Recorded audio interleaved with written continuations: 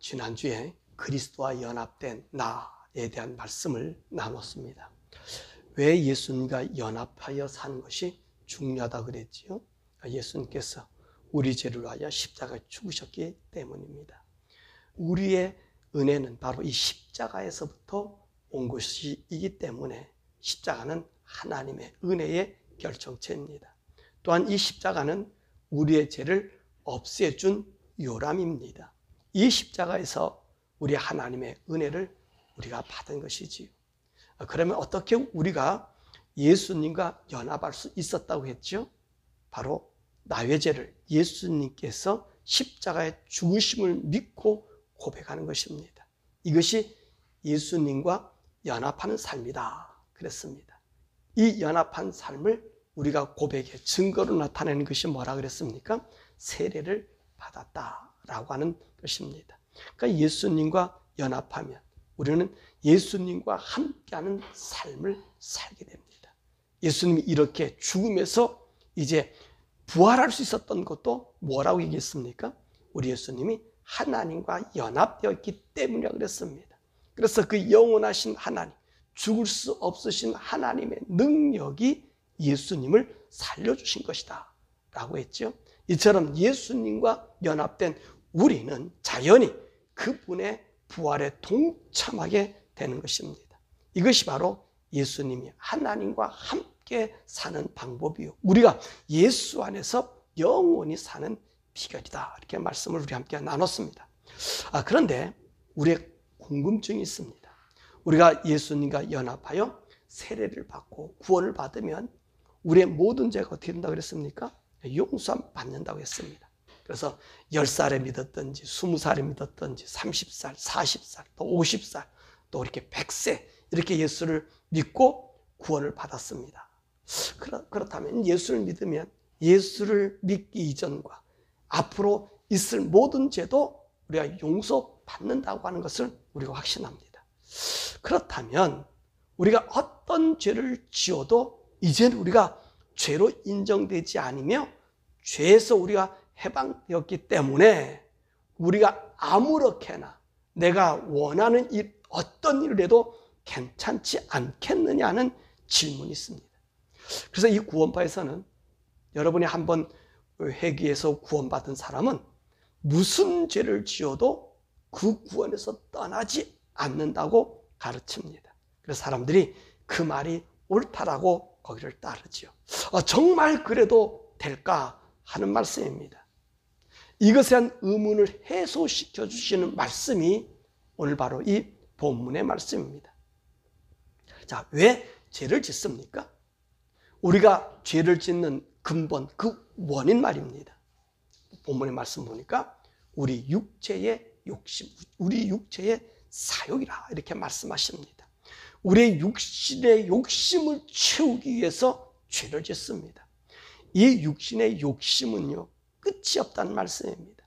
그래서 오늘 이 육신을 12절의 말씀 보니까 죽을 몸이라 이렇게 표현하고 있습니다. 우리의 죽을 몸은요, 나의 사욕, 즉 욕심으로 충만해 있다는 것입니다. 이 욕심이란 뭐죠? 우리가 원하는 만족감입니다. 인생은요, 이 만족감이 끝이 없기 때문에 우리 몸에 죄에 팔아버리는 것입니다. 그런데 본문 12절에서 14절의 말씀 보면 하나님과 연합한 구원받은 성도는 이 죽을 몸에 죄가 주장하지 못하게 해야 하며 죄에게 끌려 순종하지 말라고 경고하고 있습니다. 우리가 예수님과 연합하여 구원을 받아도 우리는 여전히 죄를 지을 수가 있는 환경에 있다는 것을 말하고 있습니다. 그러하기 때문에 죄에게 순종하지 말고 우리 자신을 의 무기로 하나님께 드리라고 명령하고 있습니다. 자, 우리가 구원받았을 때 전에 지은 죄나 앞으로 지을 죄를 다 용서받았다고 했는데, 그러면 내가 죄를 짓는다고 해도 그 죄는 죄로 성되지 않는 것이 당연한 것이 아니냐라고 하는 이런 의문 말입니다. 이 대답을 본문이 말씀해 주고 있는데, 네가 누구에게 순종하느냐에 달려 있다는 것입니다. 그래서 16절의 말씀 보니까 너희 자신을 종으로 내어주어 누구에게 순종하든지 그 순종함을 받는 자의 종이 되는 줄을 너희가 알지 못하느냐. 혹은 죄의 종으로 사망에 이르고 혹은 순종의 종으로 의에 이르느니라. 그러니까 죄에게 순종하면 죄의 종으로 사망에 이르고 의에게 순종하면 의에 이르러 거룩하게 되어 영생에 이른다고 선언하고 계십니다. 죄에게 순종한다는 말은 죄를 짓는다는 말입니다. 죄가 우리의 왕이 되어 우리를 신하처럼 부린다는 의미지요. 그래서 요한복음 8장 34절에 죄를 짓는 자마다 죄의 종이라. 우리의 몸이 죄에게 이용당하면 우리는 죄를 왕으로 모시고 있다는 말입니다. 이 죄를 왕으로 모시면 결론적으로 우리는 무엇을 모시고 있다는 말일까요? 요한일서 3장 8절에는 죄를 짓는 자마다 마귀에게 속하였나니, 그러므로 죄가 우리 몸에서 죄가 하기 원하는 것을 하면 바로 마귀를 왕으로 모시고 있다는 증거인 것입니다. 그래서 아무리 내가 구원을 받았다 해도 내가 죄에게 순종하면 죄의 종으로 사망에 이른다고 선언하고 있는 것입니다. 그래서 예수님 믿고 죄를 밥 먹듯이 짓는다고 하면 이 사람은 예수님을 구주로 모신 자가 아님을 그 스스로가 선포하는 것입니다. 왜냐하면 우리가 죄를 짓는 일을 왜 멀리 하냐는 것입니다. 그리고 하나님 말씀에 왜 우리가 순종을 삽니까? 우리가 하나님의 나라에 들어가기 위해서 우리가 죄를 멀리하고 의롭게 살아갑니까? 이것도 너무너무 중요하지요. 천국 가기 위해서요, 우리 죄를 멀리하고 죄를 미워하고, 그래서 천국에서 얻을 영광을 위해서 선행도 하고 전도도 하고 선교도 하고 구제도 하고 심지어 이웃을 위해서 자신의 몸과 생명까지 줄 수 있는 이 아름다운 일들 얼마나 훌륭하고 귀합니까? 하지만 이렇게 헌신한다고 해서 우리가 그것으로 천국 가기 위한 방편을 삼는다면 이 사람도 천국을 사기 위해 자신의 노력과 힘과 정성을 드리는 것과 마찬가지입니다. 이것 또한 자신의 사욕이 된다는 말씀이지. 천국에 갈 욕심으로 나의 의를 쌓는 다른 종교인들과 다를 바가 없습니다. 예수님의 십자가의 구원을 부인하는 또 다른 형태의 거짓 신앙이 될 수 있다는 것입니다. 우리가 어떻게 예수님을 나의 구주로 영접하였습니까? 예수님이 여러분을 만나 주시기 위해 여러분이 찾아오셨을 때 여러분은 그분을 만나 무엇 때문에 가슴이 아파했고 무엇 때문에 그렇게 산고의 고통보다 더 아픈 고통을 가졌습니까? 정말로 여러분들의 자존심도 구겨가고 그리고 그 하나님 앞에 주님 앞에 괴로워하고 울며 그렇게 우리가 난리쳤던 기억 여러분 있지 않습니까? 예수님 십자가 죽심 때문에 그분이 나를 구원해 주시기 때문에 이것은 그 다음이었습니다. 내가 예수님을 만났을 때 그분 앞에 내가 섰을 때 내가 얼마나 큰 죄악을 저지른 흉악한 자인지를 보았기 때문이라는 것입니다. 내가 나를 보니까 너무 더럽고 죄기 때문에 울었다는 거지. 이 죄가 나를 영원한 심판, 그곳에 처할 수 있음을 알고 보았고 또 경험하게 했기 때문에 우리가 괴로워했다는 것입니다. 근데 이런 죄인인 나, 죄가 더럽고 추하고 악하기 때문에 우리가 울었다는 거지요. 괴로워했다는 거지요. 그런데 이 더러운 죄를 알고 나서 나의 운명을 보니까 난 어떤 사람이 영원히 멸망받을 수밖에 없는 죄인인데 지옥에 갈 몸임을 깨달았다는 것이죠. 그러니까 통곡하지요. 괴로워하지요. 그래서 어쩌면 좋겠느냐고 우리가 부르짖습니다. 이때 우리 주님이 우리를 위하여 십자가에 달려 죽으신 예수님을 보니까 그 다음에 어떡하죠? 나의 죄가 용서받는 것에 대한 흘리는 눈물의 감사. 그래서 또 우는 거예요. 예수님 나의 죄를 대신해서 죽으신 은혜를 생각하니 감사해서 눈물 나고 감격해서 눈물 나고.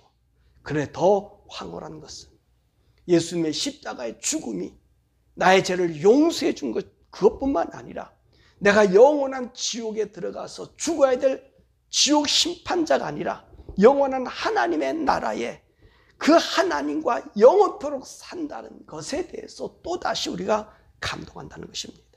그래서 중생을 경험한 사람은요, 그 중생한 주님을 만날 때 울고 계속해서 어떨 때는 몇 시간씩 우는 것이 무엇인지 아십니까? 여러분, 그 근본은 죄가 나를 하나님과 떨어지게 했는데 이 죄가 용서받음으로 그래서 그 주님이 나의 주가 되심을 감격한 것입니다. 그래서 이 죄에서 해방된 우리는 어떤 사람이 되었다고 스스로 고백할 수 있어요? 나는 구원받은 사람이다. 새 생명을 얻은 사람이다. 죄의 지배와 조종에서 벗어났다. 새로운 왕을 섬기는 사람이다. 하나님의 의에 참여한 사람이다. 그래서 나는 하나님의 자녀가 됐다. 이 죄 용서의 신비로 새 생명으로 태어난 경이로 하나님의 자녀가 된 이 영광스러움, 이 감격에 바로 우리 심장에 하나님이 도장을 찍어주신다는 것입니다. 그래서 예수님 하면 너무나 좋아 감사가 절로 나지요. 찬송이 그 입에서 떠나지 않지요. 그 영혼이 날마다 생명으로 걸어가는 것을 여러분 경험하지 않았습니까? 이런 하나님의 은혜를 경험한 사람, 그 사람 마음에 가지면 어떡할까요? 다시는 죄를 짓지 말죠. 여러분, 이것이 복음의 핵심이란 말씀입니다. 이것이 우리가 죄를 지을 수 없는 이유인 것이 15절에 그랬잖아요. 그런즉 어찌하리요? 우리가 법 아래 있지 아니하고 은혜 아래 있으니 죄를 지으리요? 그럴 수 없느니라. 우리가 은혜 아래 있기 때문이라고 얘기합니다. 하나님의 구속의 은혜가 나로 하여금 죄를 멀게 한다는 것입니다. 왜요? 우리가 예수님을 앞에 서 보니 뭐가 나타나죠? 죄가 나타나기 때문에. 죄를 우리가 미워한다는 것입니다. 이 본문을 쓴 사도 바울을 보십시오. 그는 어떻게 번했습니까? 그는요, 예수쟁이를 박해하고 못 믿게 그리고 죽이는데 앞장선 사람이 그것이 하나님을 바로 섬기는 일인 줄 알았단 말입니다. 그러나 그가 다메섹에서 예수를 만나고 난 다음에 그는 어떤 삶을 살고 있습니까? 오늘 로마서 1장 14절의 말씀 보니까 헬라인이나 야만이나 지혜 있는 자나 어리석은 자에게 다 내가 빚진 자다. 그리고 그는 디모데전서 1장 13절에 내가 전에는 비방자요 박해자요 폭행자였으나 도리어 긍휼을 입은 것은 내가 믿지 아니할 때 알지 못하고 행하였습니다. 디모데전서 1장 15절에 믿보다 모든 사람이 받을 만한 이 말이요. 그리스도 예수께서 죄인을 구원하시려고 세상에 임하셨다 하였도다. 죄인 중에 내가 괴수다. 바울은요, 예수를 만나고 난 다음에 자신이 복음의 빚진 자로서 죄인 중에 괴수라고 이야기합니다. 그래서 그 하나님의 은혜 받음 때문에 그는 어떤 삶을 살아요? 고린도후서 11장 23절에 30절의 말씀 보면 내가 수고를 넘치도록 하고 옥에 갇히기도 더 많이 하고 매도 수없이 맞고 여러 번 죽을 뻔하였으니 유대인들에게서 40에 하나 감한매를 5번 맞으며 3번 태장으로 맞고 1번 돌로 맞고 3번 파선하고 일주야를 깊은 바다에 지냈으며 여러 번 여행해서 강의 위험, 광도의 위험, 동족의 위험, 이방인의 위험, 신의 위험, 광야의 위험, 바다의 위험, 거듭 형제 중에 위험을 당하고 또 수고하며 애쓰고 여러 번 자지 못하고 줄이고 목마르고 여러 번 굶고 춥고 헐벗었노라. 이외의 일은 고사하고 아직도 날마다 내 속에 눌리는 일이 있으니 곧 모든 교회를 위하여 염려하는 것이다. 내가 약하면 내가 약하지 아니함. 누가 실족하면 내가 애타지 않았느냐? 그러나 내가 부득불 자랑할진대 나 약한 것을 자랑한다. 그는 왜 이런 고백을 하지요? 빌립보서 1장 20절에 이런 말합니다. 나의 간절한 기도와 소망을 따라 아무 일에든지 부끄럽지 아니하고 오직 전과 같이 이제도 온전히 담대하여 살든지 죽든지 내 몸에서 그리스도가 존귀하게 되려 하나니. 여러분, 왜 바울이 이런 고백을 하면서 자기가 죄인 중에 괴수라고 얘기하고 빚진 자라고 얘기하고 그러면서 많은 고난을 당해도 그는 그 몸에서 그리스도가 존귀하게 되기를 원하는 것입니다. 왜요? 예수를 영접하고 구원의 감격으로 살아가는 삶이 되었다는 것입니다. 하나님의 은혜를 알았고 그 십자가의 은혜를 알았고 그 안에서 종교가 아니라 하나님의 구원의 의가 나를 사로잡아 오기 때문에 그 사랑 때문에 오늘 자기 이렇게 변했다는 것입니다. 자, 그런데 말이에요. 이렇게 우리가 하나님 은혜 갖고 산다 해도 이 하나님의 은혜를 체험한 사람이라도 죄의 유혹이 우리에게 물밑을 찾아올 수 있다는 말입니다. 이럴 때 우리는 어떻게 해야 하냐는 거예요. 13절의 말씀 보니까 또한 너희 지체를 불의의 무기로 죄에게 내어주지 말고, 여기서 불의의 무기로 우리를 쓰지 말라고 얘기합니다. 여기 무기라고 하는 말은 공격할 때 쓰는 무기를 이르는 말이죠. 그러니까 우리 삶의 모습이 무기가 된다는 말입니다. 그러니까 다시 말하면 나의 한마디나 행동 것이 하나하나가 공격하는 무기가 된다는 말입니다. 나의 삶의 형태가요, 나만의 삶의 모습이 아니라 다른 사람들에게 영향력을 준다는 것입니다. 그것이 좋을 때도 있고 나쁠 때도 있다는 것입니다.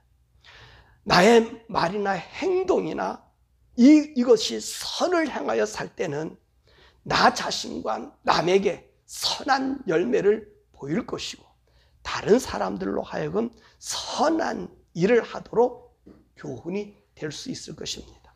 반면에 나의 말과 행동이 악으로 다른 사람에게 나타날 때는 나의 말과 행동을 따라하게 되는 사람에게 악의 화신의 결과를 낳는다는 것입니다. 예를 들어서요, 내가 거짓말 한마디를 했습니다. 그래서 내 말을 듣고 남에게 전달한 사람은 같은 거짓말을 전파하는 전달자로서 악의 통로가 되었다는 것입니다. 그러므로 우리의 말과 행동은 공격용 무기가 된다는 것이지요. 그러므로 우리의 삶이 죄악의 무기로 사용하지 말라고 이야기하고 있는 것입니다. 그 방법이 뭐지요?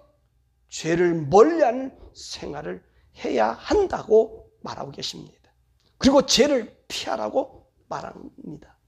이것은 우리 하나님의 명령입니다. 자, 이 명령을 우리는 어떻게 지킬 수 있습니까?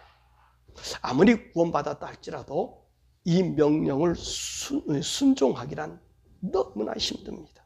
왜냐하면 우리의 육체의 소욕, 우리 육체의 욕심, 즉 몸의 사욕, 이 사욕을 가진 사람은 이 땅에서 가장 먼저 보고 먼저 느끼고 얻는 것이 이 세상 것이기 때문에, 그래서 우리가 죄를 이기고 살아가기는 너무너무 힘들다는 것입니다. 그렇다고 죄를 다시 짓고 그와 동거할 수 없다는 것입니다. 너희를 의의 병기로 드리라 그러지 않아요. 네가 만약에 죄를 순종하면 죄의 종이 되어 사망에 이르지만 의를 따라서 순종하면 영생을 얻는다고 하는데, 여러분 우리가 예수 믿어도 죄 안 질 수가 있나요? 있잖아요. 죄 있을 수 있잖아요. 동거할 수 있잖아요. 우리가 그곳에 접해 살고 있기 때문에. 그래서 우리에게 필요한 것은 바로 성령님의 도우심이 있어야 된다는 것입니다. 성령님이 우리에게 너 그거 하지 마라, 그렇게 하지 않습니다. 성령님은 우리에게 오셔서 나를 위하여 십자가에 죽으신 예수님의 그 고통을, 그분의 탄식을 우리의 영과 함께 느끼게 해준다는 사실입니다. 마치 이런 거예요. 손가락에 가시가 찔리면 아프잖아요. 그 아픔을 느끼는 것처럼, 문에 끼우면 아픈 것처럼, 돌에 찍히면 고통스러운 것처럼, 이런 아픔이 우리 심장에서 예수님의 괴로움과 고통으로 함께 느껴지게 된다는 것입니다. 예수님의 고통은 곧 나의 죄에 대한 고통이요, 괴로움이 아닙니까? 그래서 하나님의 사람은 죄를 멀리하고 피하고 극복하게 될 수 있다는 것입니다. 그러므로 우리는 성령님의 도우심을 매 순간 받아야 됩니다. 그럴 때만이 내가 부족하더라도, 연약하더라도, 모멸감이 오고 불리기 와도 나는 극복할 수 있으며 우리의 몸과 영과 혼이 불의의 무기가 되지 않는다는 것입니다. 그래서 우리는 날마다 성령님의 도우심과 붙잡힘을 받아야 하나님의 은혜를 은혜로 간직하게 되고 그 은혜 풍성함에 젖어서 우리의 온몸과 혼과 영이 하나님의 의의 무기, 도구가 될 수 있다는 것입니다. 그러므로 우리 구원의 성도라면 21절에 뭐라고 말합니까? 너희가 그때에, 즉 죄에게 복종되었을 때에, 죄의 종이 되었을 때에 무슨 열매를 얻었느냐? 이제는 너희가 그 일을 부끄러워하나니 이는 그 마지막이 사망입니다. 즉 우리가 하나님의 사람으로, 하나님의 영으로 그 말씀에 순종하여 성령님께서 나를 이끌어주면요, 죄악의 일을 부끄러워하는 사람이 된다는 것입니다. 그래서 거룩함을 유지하는 성도가 되는 거예요. 그래서 19절 하반절의 말씀 보니까 전에 너희가 너희 지체를 부정과 불법에 내어주어 불법에 이른 것 같이 이제는 너희 지체를 의에게 종으로 내어주어 거룩함에 이르라.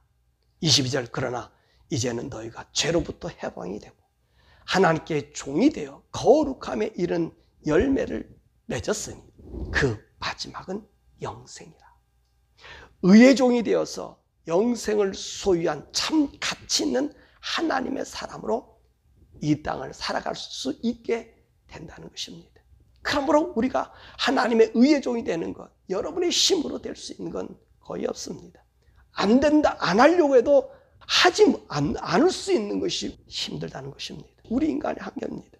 그러나 우리가 어떤 사람이 되어야 되죠? 날마다 성령님 앞에 나가고 의를 위하여 내 영과 혼과 그 영을 하나님께 맡길 때 그때 하나님이 나를 이길 수 있게 하지 마라. 강압이 아니라 나로 하여금 어디로 가게 만들어요? 그래, 십자가로 가게 하는 거예요. 주님의 앞에 서게 하는 거예요. 날려 돌아가신 그 주님의 고통과 고난을 내가 느끼도록 주님이 인도해 주셔요. 그럴 때 나는 죄를 이길 수 있는 자가 된다는 거죠. 그러므로 이 6장의 말씀은 하나님의 은혜 안에서 우리가 어떻게 예수 그리스도와 연합하여 죄의 사욕을 쫓는 죽음의 길에서 하나님의 말씀에 순종하는 의의 무기로 영생의 열매를 얻을 길을 우리에게 알게 해주신다는 것입니다. 여기 우리가 하나님의 은혜의 구원을 받았다고 해도 죄를 짓게 되면 죄에 순종하여 죄에게 복종함으로 사단을 주로 섬기기 때문에 우리의 몸과 영혼과 육체의 사욕에 따라 살게 되므로 최종적으로는 사망에 이르게 되지만 성령님의 인도하신 바라 하나님께 순종함으로 은혜 아래 거하여 예수 그리스도 안에 있는 영생을 누리며 살게 되는 것입니다. 그래서 로마서 6장 23절 마지막 절에 뭐라고 말씀하셨어요? 죄의 싹은 사망이요 하나님의 은사는 그리스도 예수 우리 주 안에 있는 영생이니라. 그러므로 이제 우리는 예수님의 구속의 십자가의 사랑이 날마다 우리의 삶에 나타나고 성령님의 인도하심을 따라 하나님의 자녀로서 죄의 소욕을 이기며 우리에게 주실 천국의 그 아름다운 영광을 다 받아 영생토록 누리며 사는 우리 복된 성도 되시기를 주님의 이름으로 축원합니다.